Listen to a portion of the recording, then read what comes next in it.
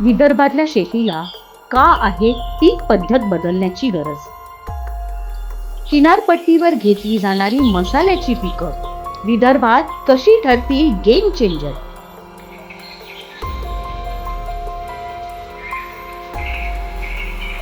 विदर्भातल्या शेतीच्या अर्थकारणात बदलासाठी जगभरात मागणी असणारी मसाल्याची शेती कसं बदलू शकते शेतकऱ्यांचं भविष्य?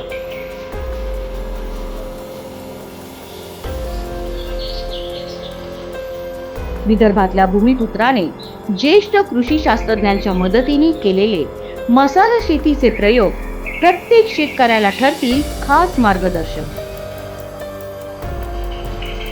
शेतकरी अभ्यासक, प्रयोगशील शेतकरी, माजी आमदार मुझफ्फर हुसेन यांची मसाला शेतीचे प्रयोग यावर ज्येष्ठ पत्रकार संदीप भुजबळ यांनी घेतलेली खास मुलाखत. सर, विदर्भामध्ये गेल्या 2 दशकामध्ये लाखो शेतकऱ्यांच्या आत्महत्या झाल्यात.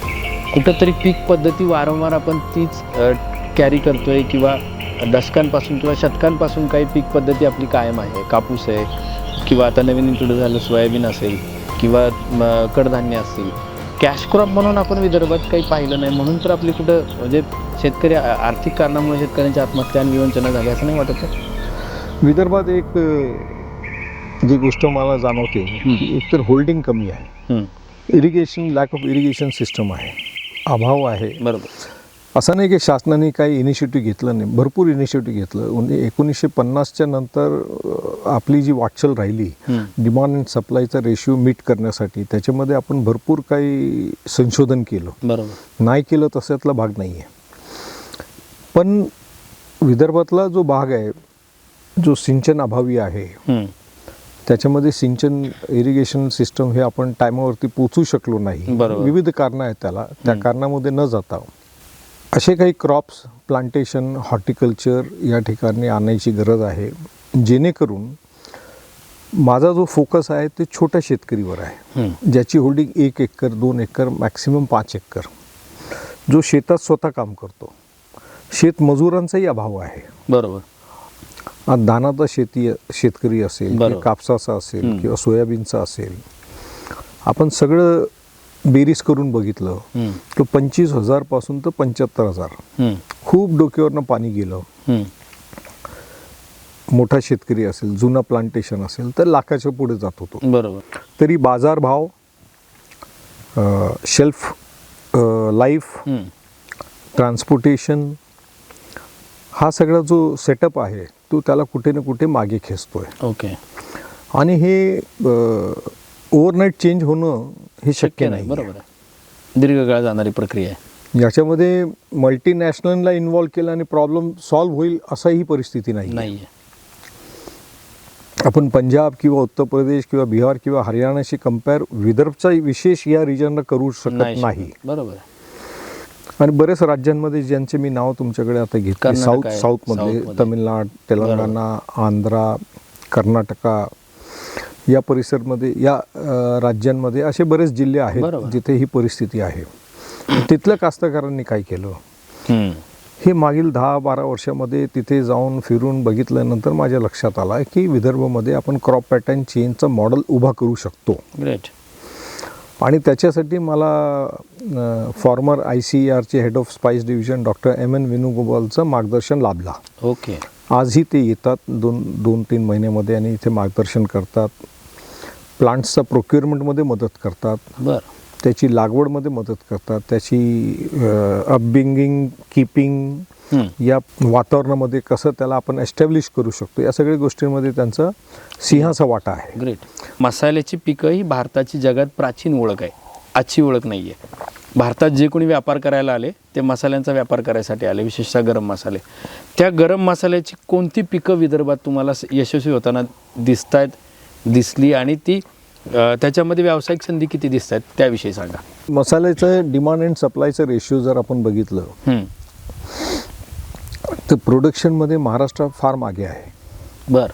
म्हणजे प्रोडक्शनमध्ये आपण कमी आहोत आणि डिमांड जी आहे, मसाला प्रत्येकाला लागते. तो व्हेजिटेरियन माणूस असेल का नॉन व्हेजिटेरियन असेल, श्रीमंत असेल का गरीब असेल, मिरी सर्वांना लागते, तेजपान सर्वांना लागते, दालचिनी सर्वांना लागते.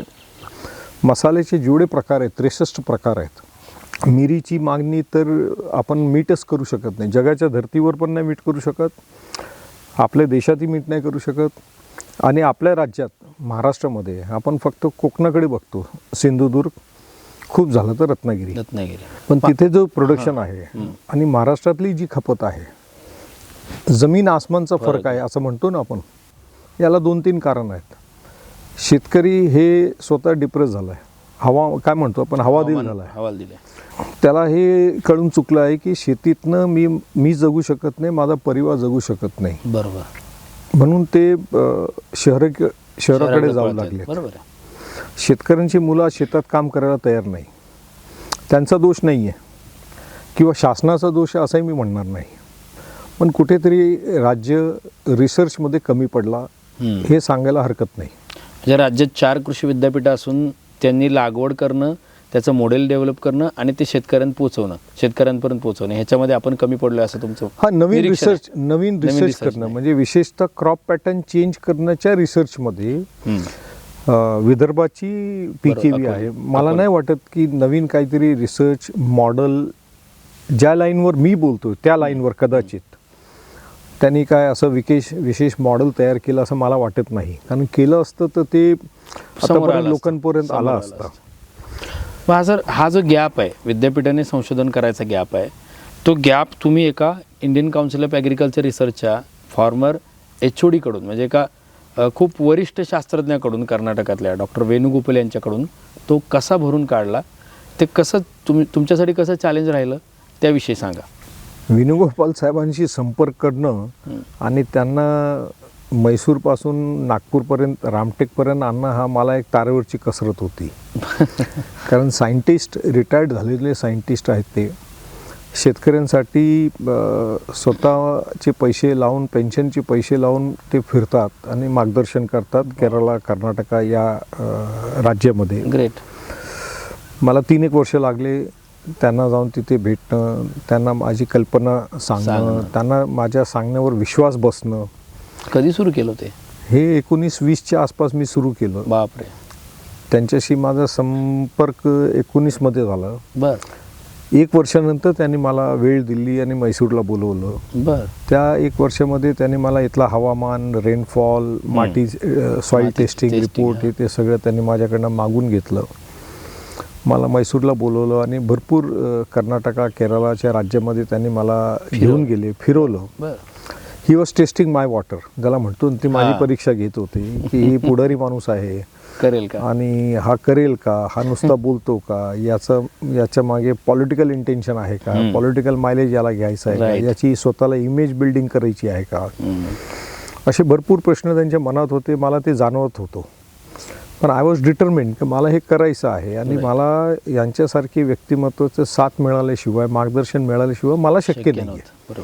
आणि मला ते तेवढी काही टेक्निकल नॉलेज माहिती माझ्याकडे नाही. माझ्याकडे एक कल्पना होती फक्त की हे केलं का असं घडू शकते, हे होऊ शकतो. बरोबर. ठीक आहे. मग ते शेवटी या ठिकाणी ते आलेत 21-22च्या मध्ये आणि त्यांनी सगळं बघितल्यानंतर ते म्हटलं की ठीक आहे, आपण इथे एक स्पाइस मॉडेल उभं करू आणि पुढील 3-4 वर्षामध्ये आपण त्याला फ्लावरिंग आणि हार्वेस्टिंग आपण करू, यशस्वीरित्या करू. पण शेवटी त्यांना ते विश्वास बसला, ते आले इथे आणि आज सातत्याने 4था वर्ष आहे आता. ते येतात दर 2 महिन्यांनी, 3 महिन्यांनी येतात, 3 दिवस इकडे थांबतात आणि मी आवर्जून कितीही काही ऑक्युपन्सी असली कामाची ते सगळं सोडतो, ते येतात त्यावेळेस. ते आले का मी इथे पोचतो. तर आम्ही या ठिकाणी त्यांच्या नेतृत्वाखाली, त्यांच्या मार्गदर्शनाखाली महोगनी आणली, महोगनी लावलं, तुमची सिल्वर ओक आणलं. बरोबर. त्याचं पूर्ण आम्ही इथे आधारावरती हे वेलीचे बेसिकली आता आपण ज्या नारळाची सावलीत बसलोय त्यांना ती सावली लागते. बरोबर. हाय टेम्परेचर पण लागतो, ह्युमिडिटी पण लागते. कोणत्या गोष्टींचं साम्य आहे केरळ, कर्नाटकात आणि विदर्भामध्ये ज्याच्यातनं हे गेम चेंजर होऊ शकतं असं वाटतं? म्हणजे तसं तुम्ही पाऊसमान असेल, हवामान असेल? नाही, तसं काहीच नाही आहे. विपरीत आहे सगळं विपरीत आहे. आपल्याकडे एक्स्ट्रीम ड्राय क्लायमेट आहे इथे. मॉइश्चर वेदरमध्ये नाही, एक्स्ट्रीम ड्राय आहे.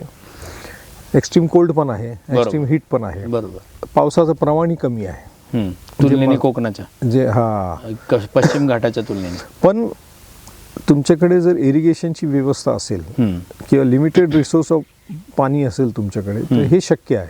जसं मी म्हणतो छोट्या शेतकरीच्या बाबतीत मी विचार करून करतोय का तो स्वतः शेतात काम करतो, त्याच्याकडे पिण्यासाठी स्वतःच्या ढोरासाठी आणि छोटीशी लागवड करण्यासाठी इतका पाणी त्याच्याकडे आहे.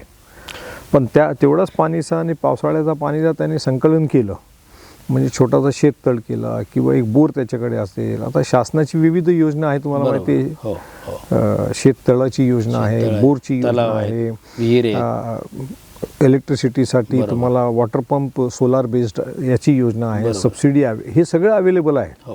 विदर्भामध्ये तुमच्याकडे जर कमीत कमी किती शेती असेल म्हणजे 10 गुंठे 20 गुंठे 30 गुंठे इथपासून ते तुम्ही किती गुंठ्यावरचं मॉडेल शेतकऱ्यांना कराल की आवाहन कराल की तुम्ही हे करून बघा, त्याच्यामध्ये तुम्हाला आर्थिक यश येईल.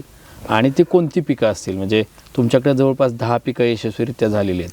काळी मिरी आहे, दालचिनी आहे, तमालपत्र आहे, तेजपत्ता आहे किंवा अद्रक आहे, फणस तुम्ही यशस्वी केलेला आहे, काजूसुद्धा यशस्वी केला. तर फणस आणि काजू हॉर्टिकल्चर क्रॉप्स आहेत, स्पाईसमध्ये नाही आहेत. पण ही 7-8 जी मुख्य स्पाईस पिकं आहेत, कोणतं तुम्ही मॉडेल सजेस्ट कराल शेतकऱ्यांना?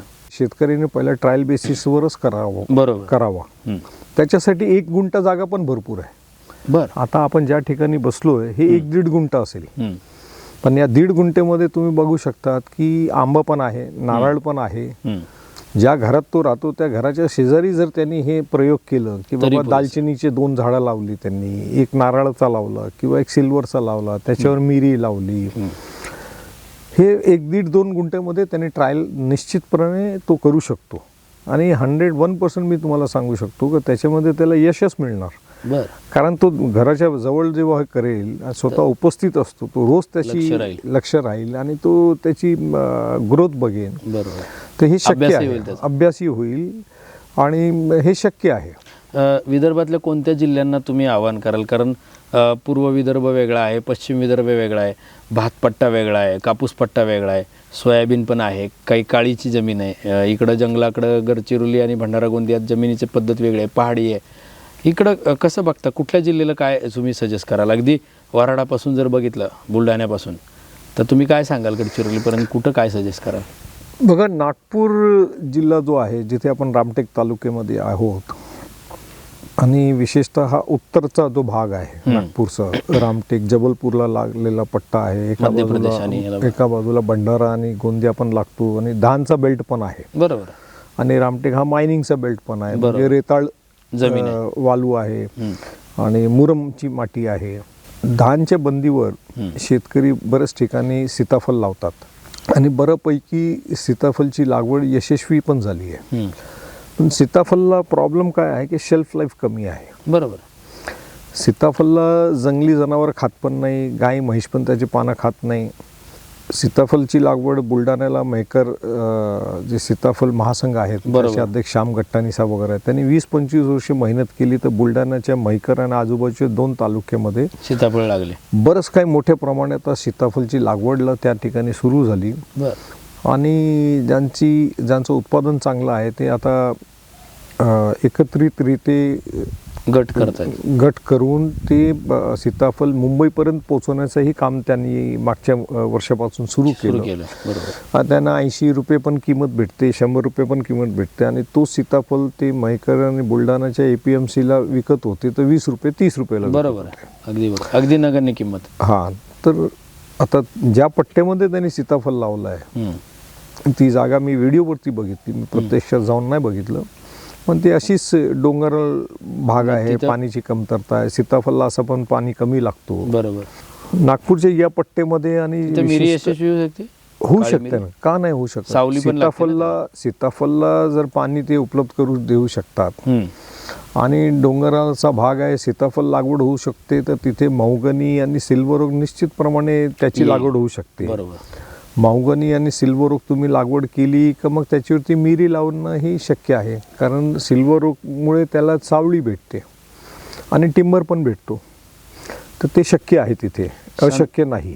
संत्रा मोसंबीवर काय करता येईल आपल्याला? रेडीमेड बगीचे खूप आहेत, हजारो एकरमध्ये आहेत विदर्भात. मी माझ्या शेतामध्ये मोसंबी प्लस सिल्वर ओक, मौगनी आणि श्वेगा जे आपण म्हणतात शेवगा असा एक मॉडेल तयार केलं 5 एकरचा, की ज्या शेतकरीचं संत्रा मोसंबीचा बागायत आहेत 20-25 वर्ष झाले आणि त्याला असं वाटते आता की आता मी संत्रा मोसंबीकडनं काही वेगळं करायला पाहिजे, तर त्यांनी कसं टन बाय टन मधली लाईन काढायची, ही जी नवीन पद्धत मी सांगतो, मग तिथे त्यांनी सिल्वर किंवा शेगा किंवा मौगनी लावायचं, त्याला पीक 4-5 वर्षामध्ये यायला सुरू होईल. म्हणजे मिरी पण लावली त्यांनी 4-5 वर्षात, ते सुरू होईल.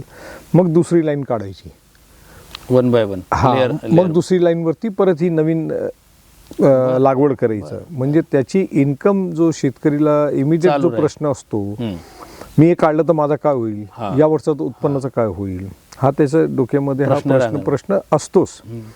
त्याला हे उत्तर आहे. मी धानाची बंदी होती माझी, त्याला मी कन्वर्ट केलं प्लांटेशनमध्ये, हॉर्टिकल्चरमध्ये.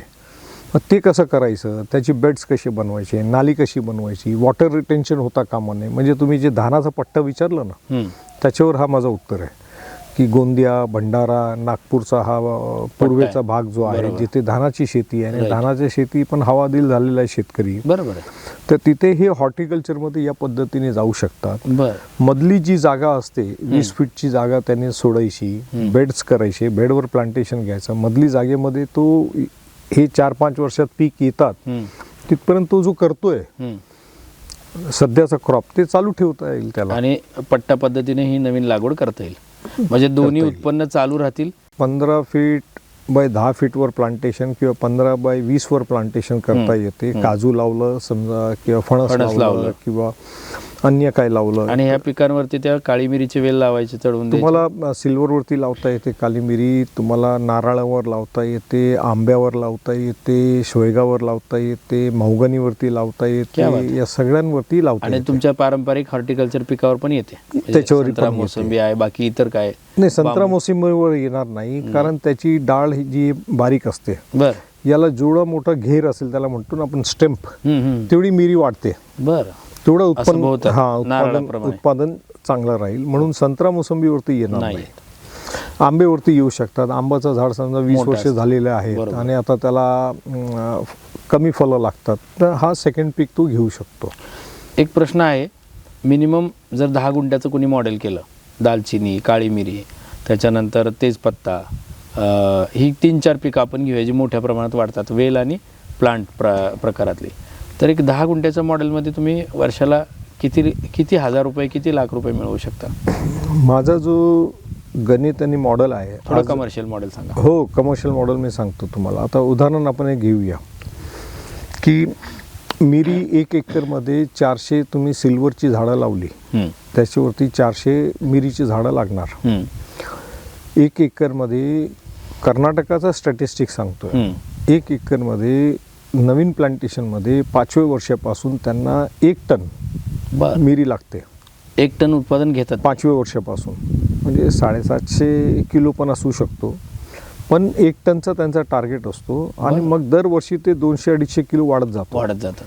कारण जसा जो बेसिक प्लांट आहे ज्याच्यावरती जी मिरी चालवतो, त्याची ग्रीड वाढते, बरोबर, साईज वाढते, तर मिरीची वेल पण तशी वाढत राहते. म्हणजे 3-3.5 लाखाचं उत्पन्न.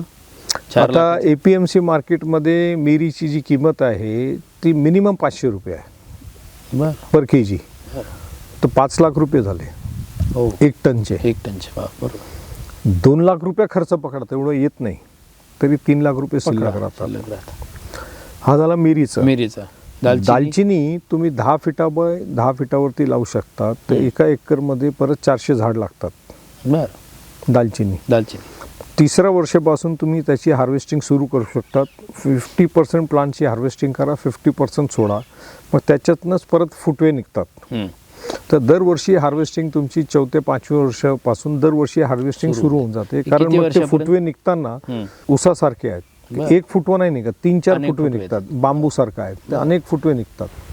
तर काही फुटवे स्टेमचे साईजचे जेव्हा होतात तेव्हा त्याची तुम्हाला हार्वेस्टिंग करायची असते. स्टेम साईज स्टेम साईज म्हणजे 5व्या-6व्या वर्षापासून दरवर्षी तुम्ही हार्वेस्टिंग करू करू शकता. शकता. तर एका प्लांटमधनं मिनिमम, मी आता श्रीलंकेला जाऊन आलो आणि सिलोन दालचिनीमध्ये सर्वात बेस्ट व्हरायटी जी आहे सिलोन दालचिनी आहे, ती मी माझ्याकडे पण 30 लावली आहे आहे. आपल्याला. तर हे सगळं स्टॅटिस्टिक्स आणि हार्वेस्टिंग स्वतः आपल्या हस्ते कसं करायचं, कारण मला इथे येऊन माझ्या शेतमजुरांना शिकवायचं होतं. बरोबर. तर मी स्वतः जाऊन 4 दिवस राहून ते बघून आलो, करून आलो. इथे माझ्या शेतावर आलो, 1-2-4 R&D प्लांटची केलेलं हार्वेस्टिंग केली, त्यांनी काढलं, बघितलं, क्वालिटी व्हेरिफिकेशन सगळं. दालचिनी एका प्लांटमधनं तुम्हाला मिनिमम 500 ग्राम्स निघते, मॅक्सिमम 750 ग्राम्सपर्यंत जाऊ शकतो. आता 400 झाड आहेत, तर 400 पैकी तुम्ही 200चीच हार्वेस्टिंग करणार दरवर्षी. 6व्या-7व्या वर्षापासून 400ची सुरू होऊन जाईल. तरी 150 किलो येऊन जाते. नाही, आता हिशोब करा ना, अर्धा किलो तुम्हाला मिळाला आणि 200 म्हणजे किती झाले? 100 किलो. 100 किलो. आता 700 रुपये मिनिमम APMC मध्ये दालचिनीची किंमत आहे. लागवड एकदाच करायची आहे. 25 वर्षापर्यंत 30 लागवड आहे, तरी परत लागवड करायची नाही.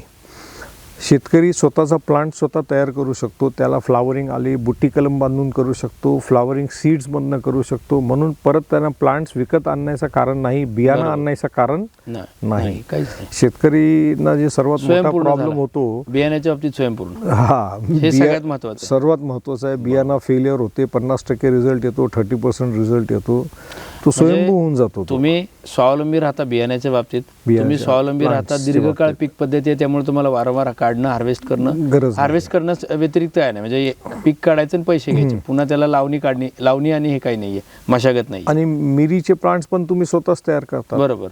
तुम्हाला परत ते नवीन आणायची गरज नाही. राईट. अच्छा, दोन्ही मिरी आणि दालचिनीची हार्वेस्टिंग सोपी आहे एकदम. मिरी एकदम तुमची बेरीज सारखं, फक्त तुम्हाला कट करायचं असं एवढं आणि वाळवायचं, काढायचं आणि ग्रीन नेटला 2 दिवस टाकून द्यायचं, सुकून टाकायचं.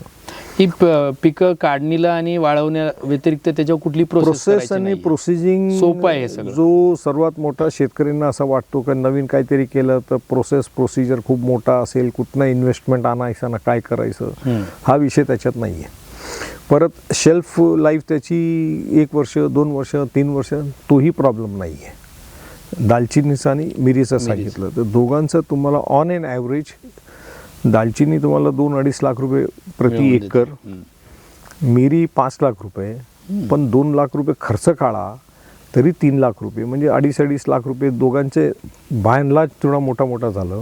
पारंपरिक पिकांच्या 2 ते 2.5 पट, 3 पट, 5 पट, 50,000 रुपये. हां, 50,000 रुपयाची इन्कम आहे आता मॅक्सिमम. आणि मागणी आणि पुरवठा काय प्रॉब्लेमच नाही आहे. जगभरात मार्केट, महाराष्ट्रातलाच फक्त तुम्ही जर विचार केलं तर प्रत्येक व्यक्तीला वार्षिक 1 किलो गरम मसाला लागतो. बापरे. तुमच्या घरातला तुम्ही हिशोब करून घ्या की तुम्हाला महिन्याला किती मिरी लागते, दालचिनी लागते, तेजपान लागतो, चिंच लागते, राईट, काजू लागतात. हो, घरात लागत नाही काजू, हे तुम्हीच हिशोब करून घ्या, तुम्हाला कळेल. बरोबर, 1 किलो तर मिनिमम आम्हालाच लागते. म्हणजे मिनिमम सांगतोय, मिनिमम सांगतो. मग दीपावली आली आणि डेझर्ट तयार केलं, ते केलं, ते टाकलं, ते सगळं वेगळंच आहे. थंडीमध्ये वाढतं मसाल्याचं प्रमाण. म्हणजे ऑन एन ॲव्हरेज एका परिवारचं प्रति व्यक्ती 1 किलो म्हणजे 1500 रुपये, 1000 रुपयाची किंमत पकडा तुम्ही. 4 परिवार सदस्य असले 4000 रुपये एका परिवारची रिक्वायरमेंट आहे. तुम्ही गेल्या दशकापासून नैसर्गिक शेती, जैविक शेती, सेंद्रिय शेती ह्या सगळ्या तंत्रांचा अभ्यास करताय, त्याचा वापर करताय. तुमच्याकडं जवळपास 40-50 देशी गीर गाईसुद्धा आहेत. हे कसं मॉडेल केलं, ह्याच्याकडे तुम्ही का वळलात, ह्याच्या मागची काय कारण आहेत, ह्याविषयी सांगा. कारण याच तंत्राचा वापर तुम्ही मसाल्याच्या पिकांमध्ये केलेला आहे. ज्या अर्थी मी हे विचार करत होतो की क्रॉप पॅटर्न चेंज करायला पाहिजे, मग याच्यातले जे नैसर्गिक प्रॉब्लेम्स आहेत, आर्थिक प्रॉब्लेम्स आहेत, इरिगेशन प्रॉब्लेम्स आहेत, त्याच्या व्यतिरिक्त सर्वात मोठा प्रॉब्लेम जो आहे तो आहे फर्टिलायझर आणि पेस्टिसाईड. त्याची कॉस्ट, 1 एकरचा धानाचा शेतकरी मिनिमम 10,000 ते 15,000 रुपये फर्टिलायझर, युरिया, DAP याच्यामध्ये खर्च करतो. बरोबर. लेबर कॉस्ट वेगळा. बरोबर. माती खराब होते, मदर सॉइल खराब होती, हा एक वेगळा विषय झाला. अन्न खराब होतं, तो वेगळा विषय. तर हे स्वतः अनुभव करण्याकरता मी पंजाब आणि हरियाणाला जाऊन आलो. तिथे 200 फीटापर्यंतचं पाणी कंटॅमिनेटेड आहे, तुम्ही बापरे. पिऊ शकत नाही. जवळपास 1 दशकापेक्षा जास्त काळ आपण नैसर्गिक शेती करताय. तुमचे दीर्घ अनुभव आहेत. कसं यशस्वीरित्या हे उभं केलं आहे? अस्मिता ऑर्गॅनिक फार्म्सच्या माध्यमातून तुम्ही हे उत्पादन ते पुरवठादार म्हणजे शेतकरी ते ग्राहक अशी एक सप्लाय चेन पण स्वतःची निर्माण केलेली आहे. तुमचं शेतकऱ्यांना काय आव्हान असेल विदर्भातल्या? नवीन मॉडेल शेतकऱ्यांना दाखवायचं असेल तर तुम्हाला स्टार्ट टू एंड मॉडेल तयार करायला पाहिजे. नुसतं हे लागवड करा, मग मार्केट शोधत बसा आणि मग त्याच्यासाठी लागवडची नोहाऊ विचारत बसा, असं होता कामा नये. म्हणून ॲपेडाकडनं आमचं शेत जो आहे तो ॲग्रिकल्चर गव्हर्नमेंट ऑफ इंडिया यांच्या ॲपेडाकडनं ऑर्गॅनिक सर्टिफाईड आहे. दरवर्षी ते येतात आणि सर्टिफिकेशन देतात. बरं, ॲपेडा सर्टिफाईड आहे. ॲपेडास आहे.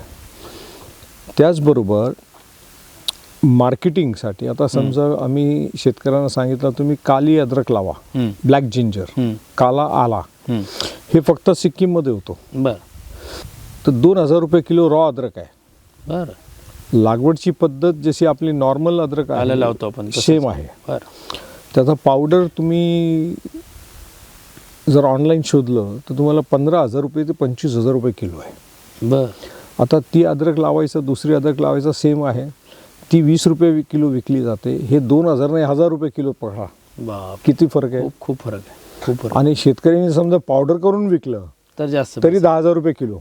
आणि म्हणून आम्ही माझी स्वतःची अस्मिता सुपर मार्केट कंपनी हे 1995 पासून आहे. बरं. माझ्याकडे मुंबईमध्ये? मुंबईत 40,000 आयटमची इन्व्हेंटरी माझ्याकडे होती. बरं. इंडियामध्ये जेव्हा सुपर मार्केटची कल्पनाच लोकांना नव्हती, संकल्पना नव्हती, तेव्हापासून माझ्याकडे सुपर मार्केट होते. बरं. आता खूप मोठमोठे चेन्स आले तर मी ते सुपर मार्केट बंद केलं आणि ऑनलाईन अस्मिता ऑर्गॅनिक हा सुरू केला आहे. बरं. आणि त्याच्यासाठी परत ऑर्गॅनिक पॅकेजिंगची गव्हर्नमेंटचे नॉर्म्स आहेत, इंटरनॅशनल नॉर्म्स आहेत, USDA अप्रूव्ड, OP, ॲपेडा असं सगळे युरोचं आहे, युरोपियन लागतो. युनियनचं आहे. त्याच्यासाठी येस. तर त्याच्यासाठी त्यांच्या नॉर्म्सप्रमाणे पॅकेजिंग युनिट पण आम्ही तयार केली. बरं. म्हणजे स्टार्ट टू एंडपर्यंत शेतकऱ्यांना जर तुम्हाला मार्गदर्शन करायचं असेल तर तुम्हाला हे विश्वास त्याला द्यायला लागते की ठीक आहे, तू काली अद्रक लाव, तू मार्केट शोधायला जाऊ नको, मी तुझ्याकडनं घेऊन टाकेल. फणसाचा असं आहे की हा जो पूर्ण मॉडेल माझा आहे तो शॉर्ट टर्म, मिड टर्म आणि लाँग टर्म. बरं. तेवढ्याच इरिगेशनमध्ये 3 क्रॉप. तर शॉर्ट टर्म काय आहे ते 45 दिवसापासून तर 120 दिवसाचे जे काही शेतकरी क्रॉप घेतात, भाजीपाला, ज्वारी, बाजरा, तूर, मक्का, हरभरा, सोयाबीन, कॉटन, हे सगळं 45 डेज टू 120 डेज. बरं. मिड टर्म क्रॉप म्हणजे फ्रूटचं प्लांट. बरोबर. 4 ते 5व्या वर्षापासून त्याला फ्रुटिंग येते. बरोबर. लॉंग टर्म म्हणजे जॅकफ्रूट सारखं की 4थ्या 5व्या 6व्या वर्षापासून त्याला फ्रुटिंग पण येते आणि 20 वर्षानंतर त्याचा टिंबर अवेलेबल असतो. शेतकरी आज जागा विकायला निघतात, घरात लग्न आहे, मुलाला पुढचं शिक्षण द्यायचं आहे, लग्न लावायचं आहे, तर जमीन विकतात. बरोबर. तर हे फणसाची शेती त्यांनी केली तर त्याला उत्पन्न पण भेटतो आणि 20 वर्षानंतर त्याला जमीन विकायचं कारण नाही, तर फक्त लाकड विकायचं. बरं. फणसाचा लाकड इज इक्वली एक्सपेन्सिव्ह लाईक टिकूड. साऊथमध्ये सगळे फर्निचरसाठी फणसाचा लाकड वापर केला जातो. फणसाचं झाडचं जे पालं आहेत ते लाईफस्टॉकसाठी फॉडर आहेत. म्हणजे पाला आहे, फॉडर आहे, फळं आहेत आणि टिंबर आहे. म्हणजे फणस हे एक बहुउपयोगी पीक आहे आणि वर्षानुवर्ष त्याला फर्टिलायझर लागत नाही. ते विदर्भात लावलं पाहिजे जास्त लोकांनी. आता रायपूरमध्ये, झारखंडमध्ये किती मोठी लागवड केली त्या लोकांनी. आंध्रामध्ये, तेलंगणामध्ये, तामिळनाडूमध्ये किती मोठी लागवड आहे. तुमच्या विदर्भमध्ये आपल्याकडे फणस जो येतो तो साऊथमधनं येतो भाजी तरकारीसाठी आणि किंवा फळ खाण्यासाठी. साऊथमधनं येतो, विदर्भामध्ये लागवडच नाही. बरोबर. विदर्भात आधी जर आपण जुन्या खेड्यापाड्यामध्ये गेलो तर आपल्याला चिंचची झाडं दिसतात. बरोबर. आपण माझ्या शेतावर आले तरी या रस्त्यावर कड्याला तुम्हाला चिंचेची झाडं दिसली असतील. चिंचेचं झाड सुद्धा 4 पिढी तुम्हाला उत्पन्न देतो. 5,000 ते 10,000 रुपये उत्पन्न येतो. पण माकड खराब करतात म्हणून चिंच लागवड बंद करून टाकली. चिंचेचं झाड आता ग्राफ्टर व्हरायटी येते, 5-7 वर्षापासून ते उत्पन्न द्यायला सुरू करतो. चिंच सुद्धा त्याची जी डिमांड अँड सप्लायचा रेशिओ आहे, तो गॅप आहे, ते खूप मोठा आहे. चिंच कुठे लागत नाही आपल्याला, प्रत्येक स्वयंपाकमध्ये चिंच लागतो आपल्याला. म्हणजे तुमचं असं म्हणणं आहे की एक नैसर्गिक शेतीचं तंत्र अवलंबा, म्हणजे तुम्ही रासायनिक खतं आणि कीटकनाशकांपासून तुमची कायमची सुटका होईल. करेक्ट. तुमचं प्रोड्यूस जे आहे ते हार्मफुल होणार नाही, फ्रुटफुल राहील किंवा हेल्थफुल राहील गुड हेल्थसाठी. Correct. आणि त्याचवेळी विदर्भासारख्या थोडं पीक पद्धतीमध्ये पारंपरिकपणा असलेल्या एका प्रदेशामध्ये शेतकऱ्यांनी पीक पद्धती बदलून गरम मसाले असतील किंवा विविध पीक पद्धती आहे, जशी मिश्र पीक पद्धती आहे, 4 ते 5 पिकं आहेत जी तुम्ही आता यशस्वीरित्या केलेली आहेत, ती शेतकऱ्यांनी करावी असं तुमचं म्हणणं आहे. बिलकुल. आता विदर्भामध्ये आंब्याची लागवड करतात. कोणता लावलाय तर केसर. कोणता केसर आहे माहीत नाही. आता आम्ही आमच्याकडे जे केसर आणलं आहे ते गीड तलालाचा जुनागडचा केसर आहे. 200-2.25 ग्रामचं फळ होतो आणि 12 आंबा आहे. ते दर 3 महिन्याला तुम्हाला पीक भेटते. तर जसं कोकण हापूससाठी फेमस आहे तसंच तुमचं गीड तलालाचा केसर जो भारतामध्ये केसरमध्ये सर्वात उत्कृष्ट केसर म्हणजे गुजरातचा गीड तलाला जुनागडचा केसर. बरं. तर ती आणून आम्ही लावली. 12 लावली. मियाजाकी जॅपनीस आंबा लावली.